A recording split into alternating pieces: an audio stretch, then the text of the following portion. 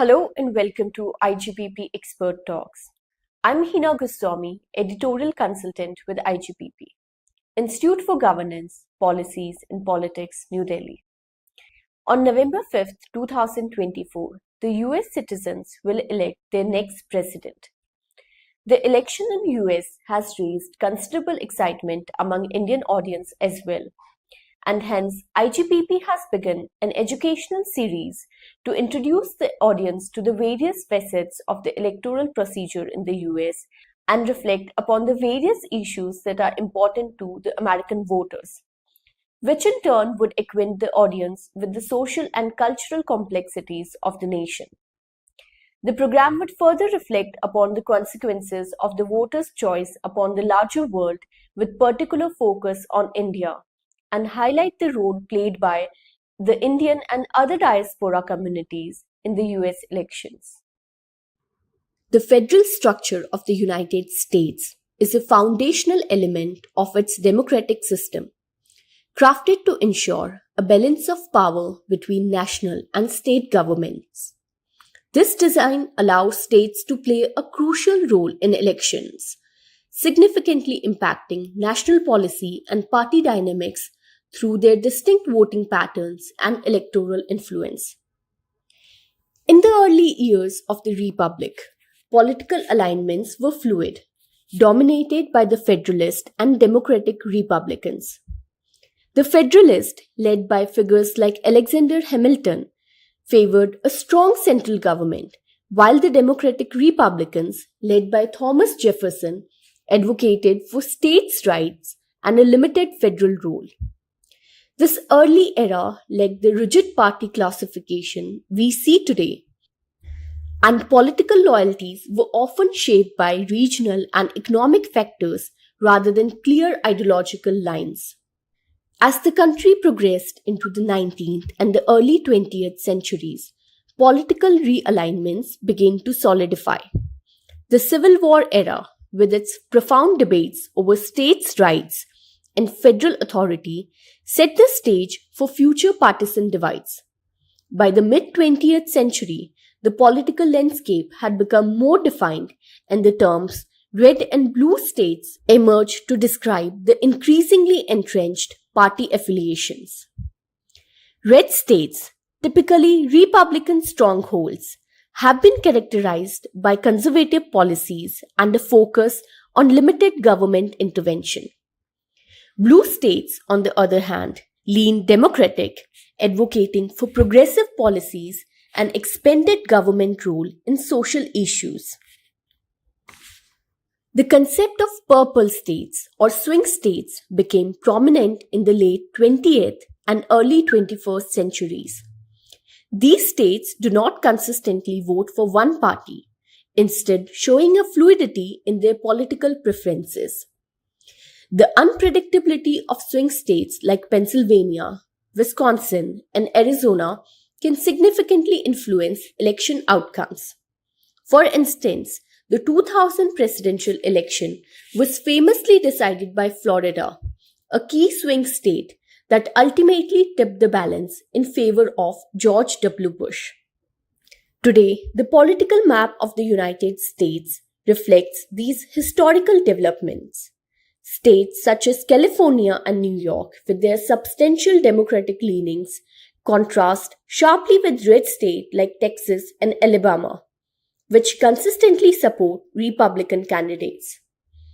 The shifting political allegiance in the purple states underscored their critical role in determining election results, as their voters can swing either way depending on the candidates and current issues.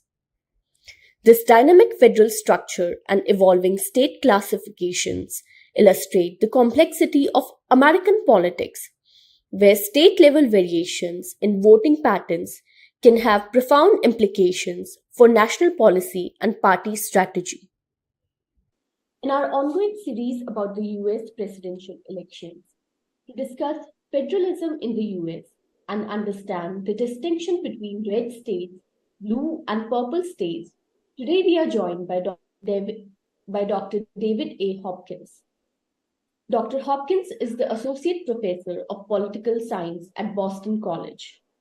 His research and teaching interests include American political parties and elections, the US Congress, voting behavior, public opinion, media culture, and research methods. His critically acclaimed book, Red Fighting Blue, explores the polarization of US politics due to cultural conflicts and electoral rules. Dr. Hopkins frequently comments on contemporary politics for major news outlets and blogs. Welcome to IGPP Expert Talk, sir. Thanks very much. It's a pleasure to be here. So, we do know that the US has a federal structure of government, and the president isn't elected by a direct popular vote, but what is known as an electoral college. So, what role do the states and their chosen representatives play in the election of the US president? And do different states have a different degree of influence over the election? Yeah, so what we have, what the Electoral College is basically a sort of a legacy of our Constitution, where rather than having a national popular vote for president, what we have is essentially 51 simultaneous state level elections. And I say 51 because we have 50 states, but then also the District of Columbia, which is not a state, but where Washington, the city of Washington is located, also gets to participate.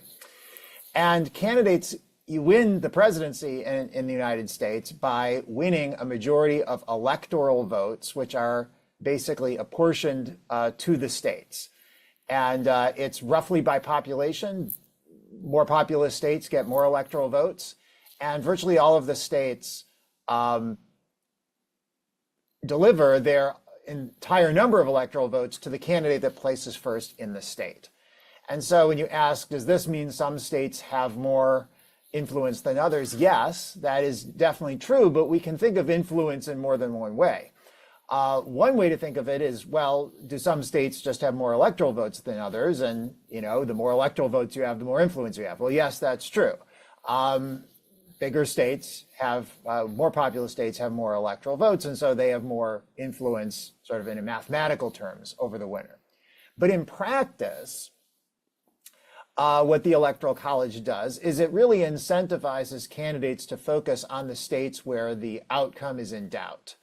And those are the states that are going to get the most attention from the candidates, because that's where you actually have some potential influence over whether you get electoral votes or not. Now, most states, there isn't any doubt about how they're going to vote. And so they don't get any attention from the candidates during the campaign. They're sort of written off because there's no strategic incentive to campaign and to court the voters in a state where you already know how the state's going to vote in November.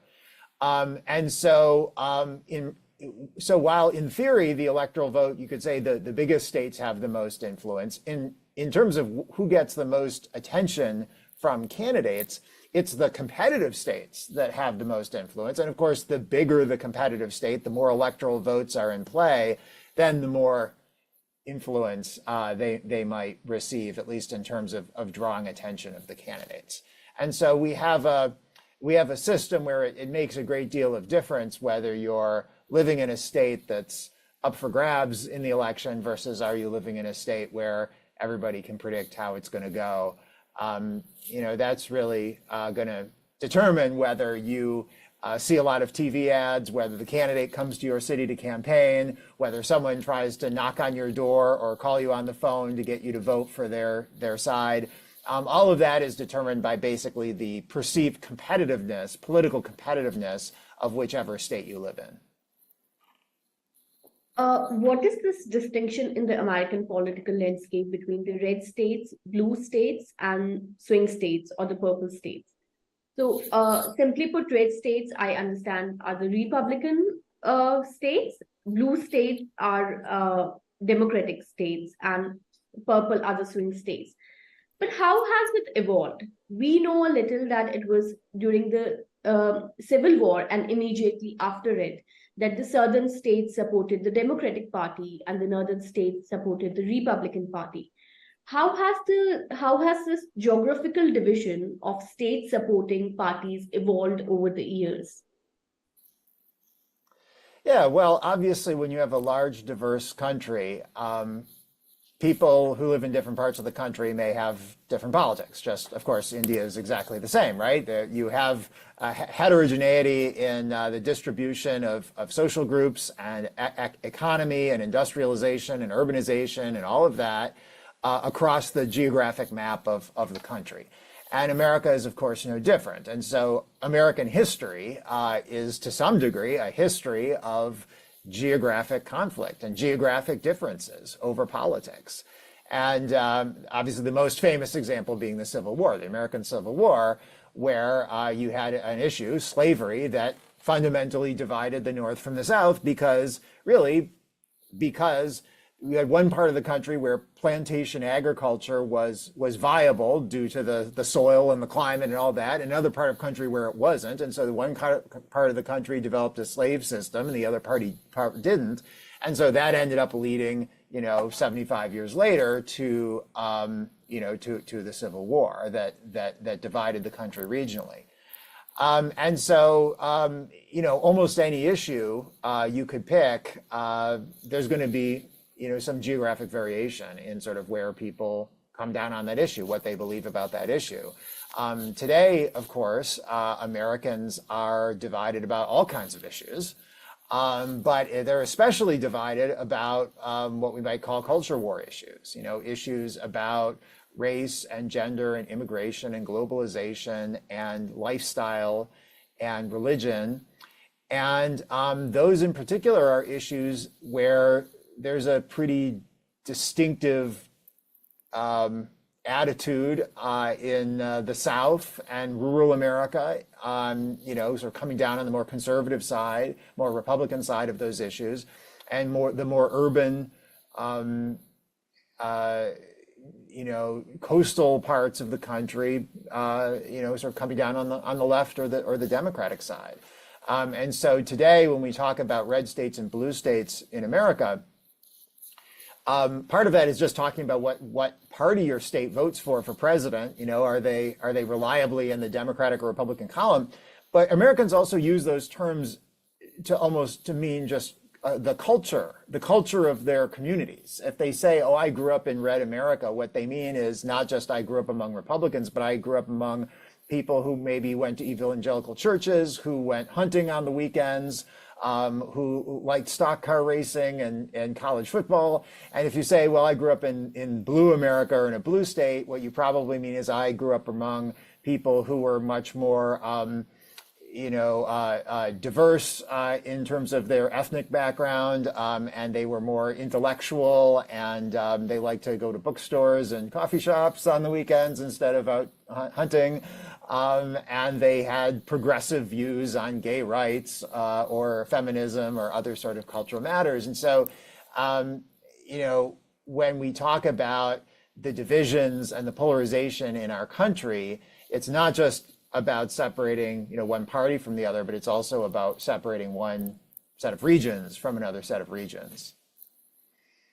In our conversations with experts on the show, it came up many a times, and they pointed out that this division of the red, blue, and swing states, sometimes a minority number of voters in certain states, such as Pennsylvania, one of the experts pointed out that it may finally come down to 10,000 voters in Pennsylvania, and which can swing elections either way. What is this phenomena? How has it come about to be? For us, it seems a little reductionist that in a country as diverse and as developed, populated as the US, with as many races inhabiting that nation, it is only 10,000 people who can swing the election one way or the other. First of all, do you agree with this? Is it true? What is your assessment of it? And do you consider it to be an unhealthy pattern for American politics, as many of our other experts believed?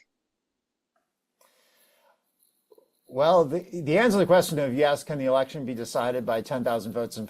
Absolutely. In fact, we had an election in 2000, which was famously decided by 537 vote margin in the state of Florida.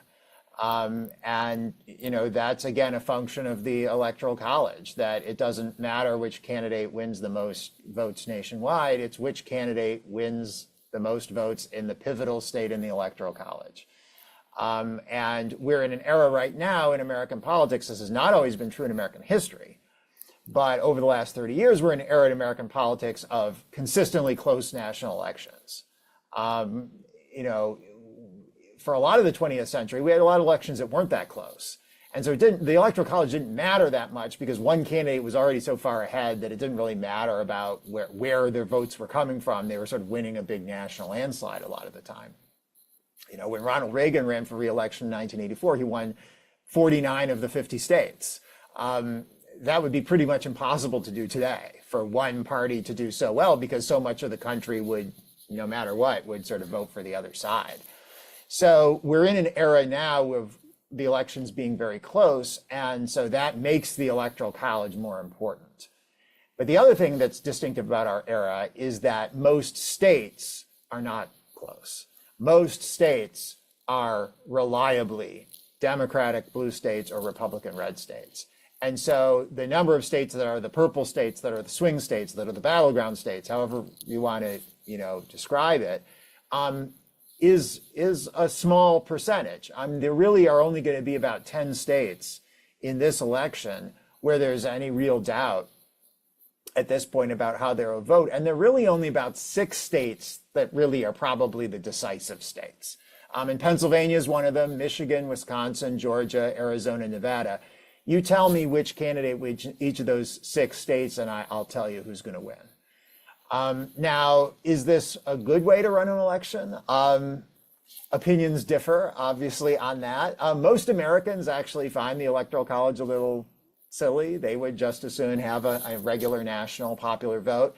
But the reason we don't have that is that our founders, our constitutional framers back in 1787, didn't want a national direct election for president. At the time, they were skeptical that the average voters had the capacity to make good judgments about who the president should be. So they invented the Electoral College as an indirect way of electing a president who would not be elected directly by the voters or by Congress. And the original idea was that the electors at the state level would be selected by members of the state legislature. And that's sort of the system we had for the first few decades of American history. And then gradually the states shifted to electing their electors popularly. So that's where we ended up with the system we have now in terms of that. But the Electoral College is still there. The Constitution was never changed to abolish it. So, in the current era, your opinion about whether this is a good idea or not is to a large degree determined by your partisanship. And the reason that that's true is that twice in the last 24 years, we've had one candidate win the most number of votes nationally, and the other candidate win the most electoral votes and therefore become president. And both times it was the Democratic candidate who won more votes and the Republican Party candidate who won the presidency. George Bush in 2000, Donald Trump in 2016. And so naturally, this has meant that Democrats think the Electoral College is not so hot because, they think it is biased against them, and Republicans are fans of it because they think it works in their favor. And so your sort of opinion about whether we should keep it or dump it is really mostly, in this day and age, a function of where your own personal political sympathies lie. Have there also been patterns of parties adopting or modifying their policies to appeal to certain states? Or, how have party ideologies been influenced or molded because of the support they found in certain quarters in sort of a bottom to top kind of approach? Or let me put it another way. Have to appeal to swing state, have parties change their policies or their appeal, or to further strengthen their base, have parties gone more liberal or conservative because they found that support in those states? Yeah, it's a great question. I think the answer is kind of complicated. I think in general, of course, the parties have become more ideologically distinct over the course of the last 50 or 60 years. And, you know, most of the members of the party in the legislature, for example, are elected from safe constituencies, you know, in blue states for Democrats and red states for Republicans. And so they don't have to worry so much about appealing to swing voters. Whereas presidential candidates, you say, well, they have more of an incentive to worry about the purple states, and they do. But they also have to get nominated by their party first before to get to the general election. And so they first have to appeal to the members of their own party in order to even get to compete for the presidency.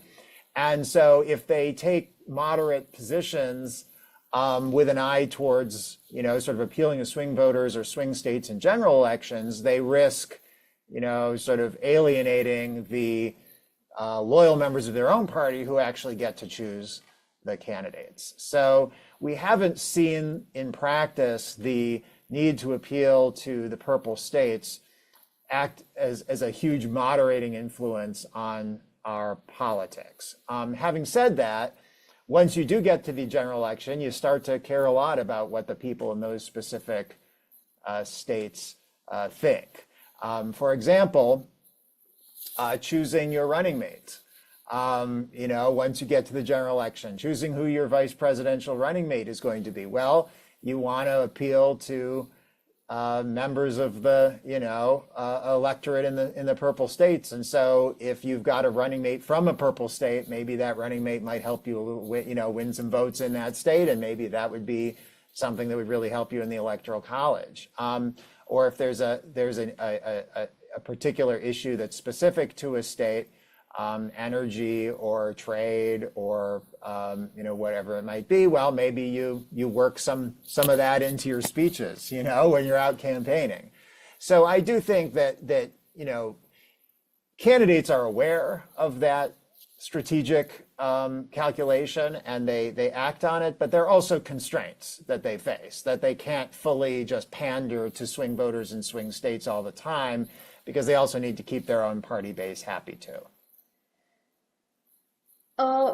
There have been reports, and from what I can understand from your assessment, that you would also agree that because now constituencies are either deeply red or deeply blue rather than a mix of constituencies, districts are deeply red and blue rather than a mix of constituencies, House members have fewer reasons to adopt moderate positions. And that is one of the reasons why the polarization in USA has sort of deepened. Has there been a deliberate attempt by political leaders to redraw the electoral constituencies in such a way that they are either deeply red or blue, as it happened in the Reconstruction era? Or has it been sort of just a matter of coincidence? Yeah, you know, it's true that most Senate and House seats are safe for, you know, one or the other of the parties. And it doesn't necessarily mean that they are politically homogeneous exactly. It's just that, let's say you've got a district that's 60% Republican and 40% Democrat. Well, you know, on the one hand, you could say that's pretty mixed, right? And, you know, you have a 4 out of 10 chance of being, you know, in a member of the other party. If you're a member of Congress representing that district, a lot of your constituents are on the other side. But if it means that you're going to win your election by 20 points, you're probably not that worried about appealing beyond the bounds of your party. And so we have a lot of seats that are kind of like that. You know, we should remember that even in so-called red or so-called blue America, there are lots of people who disagree. You know, they're on the other side. But because we have winner-take-all elections, they just don't get represented. And there isn't an incentive for the candidate in that constituency to worry too much about appealing to them. And so that has, I think, contributed to polarization over time. I don't think it's the main reason we have polarization, but it has contributed to it. I mean, your question about are these districts drawn intentionally? Obviously, the Senate is by state, so the state boundaries don't change or haven't changed recently. But in the House, yeah, most of the districts in the House, actually, it's the state legislatures that are in charge of drawing those districts. And when the legislature is controlled by, a dominant party, of course, they're going to draw the districts to advantage, their own party. And that's exactly what they do, which is something that we call gerrymandering in this country, which is basically drawing a district, sometimes with a funny shape to it, the borders of it, just because it confers a political advantage on the party with the power to draw the district. And so, yes, we do see that. We have to redraw our congressional districts, our House districts, every 10 years after the new census. And so whenever we go through that process, you'll see Democratic-controlled states draw districts to benefit Democratic candidates and provide as many safe Democratic seats as they can, and the Republicans do the same in the states that they control. Now, I want to come to one of your articles. In 2020, you wrote an article titled, What the Kamala Harris Pick tells us about Joe Biden. In the context of twists and turns of the upcoming presidential election, I want to modify that question that you raised and ask you, what does the exiting of Joe Biden from the presidential election and Kamala Harris being the Democratic nominee tell us about the Democratic Party? Well, I'm assuming there's some interest over in India about Kamala Harris for obvious reasons. Kamala Harris being now the nominee of the Democratic Party for president, and the reason she's in this position, of course, is that she's the sitting vice president. She was chosen by Joe Biden 4 years ago in 2020 to be his running mate. And the reason that he did that, or the main reason that he did that, was that he was responding to input and pressure from within his party to choose her or someone like her. And the context of it is really that Biden, as an elderly white man, leading a party that is now mostly a party of a coalition of women and racial minorities, was facing sort of concerns that he was not sort of the face of the Democratic Party as it is evolving into the 21st century. And in order to sort of respond to that, he pledged, while he was still running in the Democratic primaries, to nominate a female running mate. And we had not had a female vice president before. We had two female running mates before, but they both lost. They had never become vice president. And then as 2020 wore on, and this was the era of the protests over police brutality, the rise of the Black Lives Matter movement, a lot of criticism from liberals about the racial politics of Donald Trump and the Trump administration, there started to be more and more political pressure on Biden from other Democrats to choose not just a woman as a running mate, but a woman of color, and particularly a Black woman. Harris was the obvious, candidate there. She was the only Black woman who is either in the Senate or a governor, which is usually where people look for running mates, is for senators and governors. She had run for president herself briefly, not so successfully, but she was, she didn't do very well, but nothing scandalous came out about her or anything like that. And so Biden, I think was sensitive to sentiment within his party. And Joe Biden's a party man.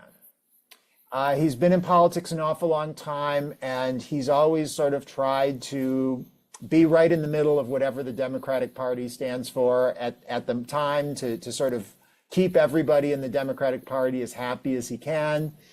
And so he went along, even though she had criticized him in a debate, when they were running against each other for the nomination. He didn't know her well personally at all. This wasn't necessarily his him picking his best friend or anything like that, but he, at the end of the day, took very seriously pressure from within the party to pick her to be the running mate. And that's really the story of how she wound up on the ticket.